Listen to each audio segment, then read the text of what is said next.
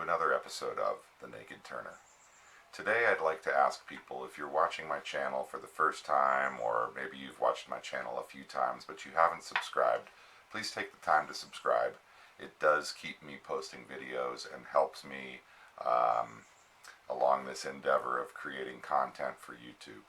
I hope you enjoy the content that I'm making, and if you do, please like my videos or share them. It helps me generate a little bit of revenue, maybe a couple cents per video, and any little bit helps. At this point, I'm working long hours and trying to put together content to provide for my subscribers and the YouTube community, and I hope you are enjoying the content that I'm putting out. It's not easy. It takes a while to shoot the videos first, come up with a concept about the video that I'm going to be doing, and then edit and produce that video and publish it. All those things take time and energy, so please subscribe, support me by liking and sharing my videos, and of course please make comments and suggestions. I always enjoy a good comment and a good suggestion. So with that in mind, I'm going to be starting to do something here on my bandsaw to rough out a couple blanks for a lidded canister. Okay, so what I've done here is I've laid out center lines and drilled a pilot hole in both of these pieces. These are two pieces of sapele and or sapele, and they look like they're going to have some beautiful figuring in them, so we'll see how they turn out. Okay, this one I've got the hole drilled in as well. I have it dropped onto my circle cutting jig pin, and it looks like I have it set to almost create a circle, but there will be some flat spots, and that way I can get the most out of these two pieces. So my blade is tensioned. I'm going to bring down the guide wheels, and I'm going to cut this circle.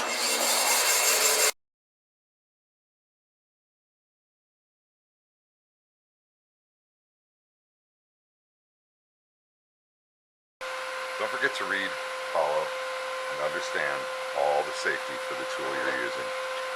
And don't forget to wear your face shield. Okay, so I'm going to be roughing this into round and running it up around 1700 RPM.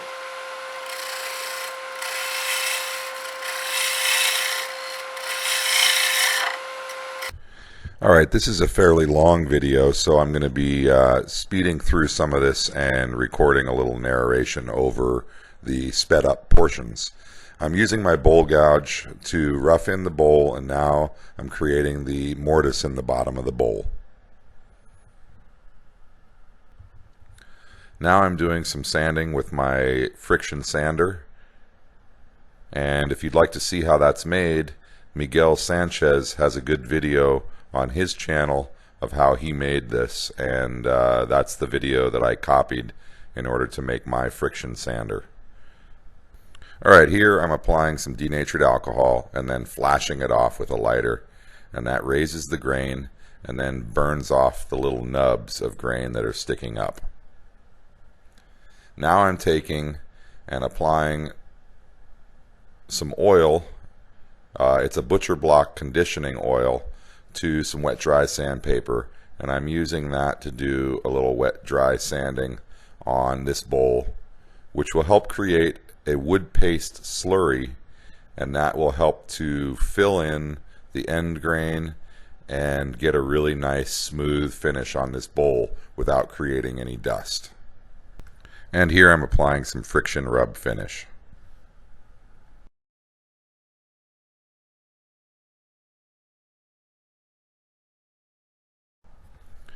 Alright, so now this is turned around in my scrolling jaw chuck, and I'm using my parting tool to come in and create a little step at the edge where the lid will sit, and then giving myself an edge that I can bring my bowl gouge into to remove the additional material in the center of this bowl. My camera has been doing some wacky stuff, so I'm doing narration over this just because I lost some sound files and my battery kept getting gobbled up. I have 3 batteries and I went through all 3 of them on this video.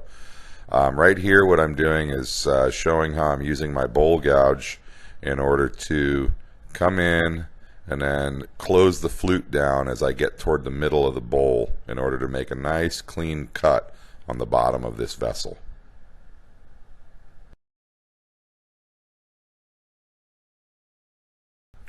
Alright, here I'm using my 1/2 inch by 3/16 round nose scraper, and now I'm using my friction sander and some step sanding to smooth out the inside of this bowl.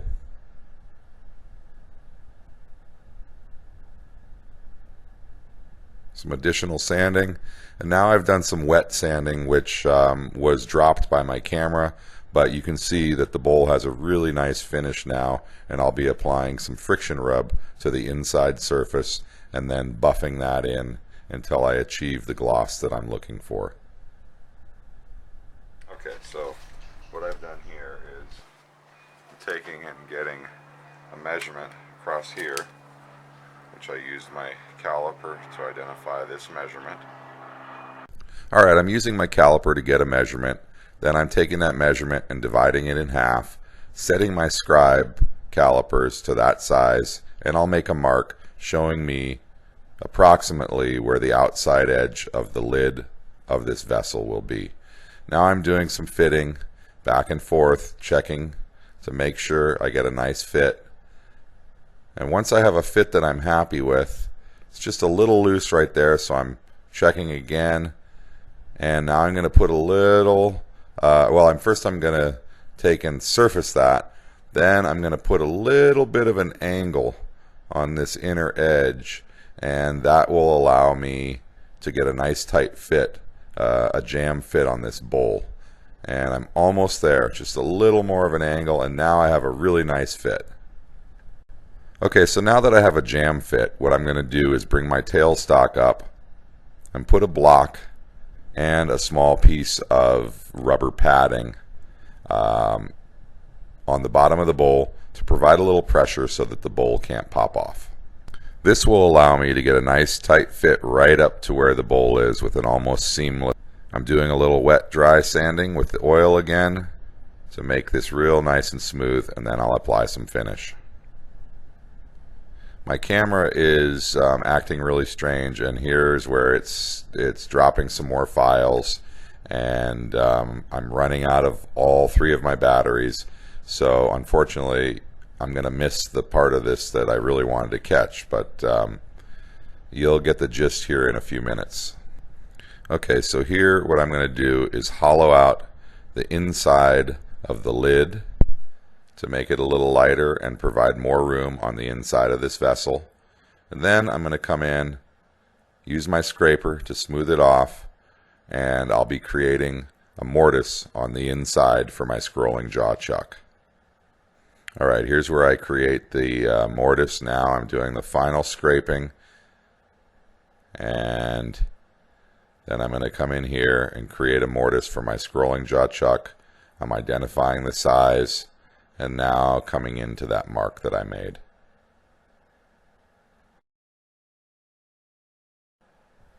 Alright, so now I have the mortise, and I'm just refining it. Doing a little bit of wet sanding and putting some finish on, and then this will be ready to flip around and put in my scrolling jaw. Okay, so now it's in my scrolling jaw chuck, reversed, and I was anticipating making a finial or a small handle on the top of this, but what ends up happening is something totally different, and unfortunately my camera dropped this file. I have a feeling due to the fact that the battery was running a little bit low, but I'm not sure exactly why it dropped the entire file. So here I am removing material, and I'm hoping to create a little pull for this lid.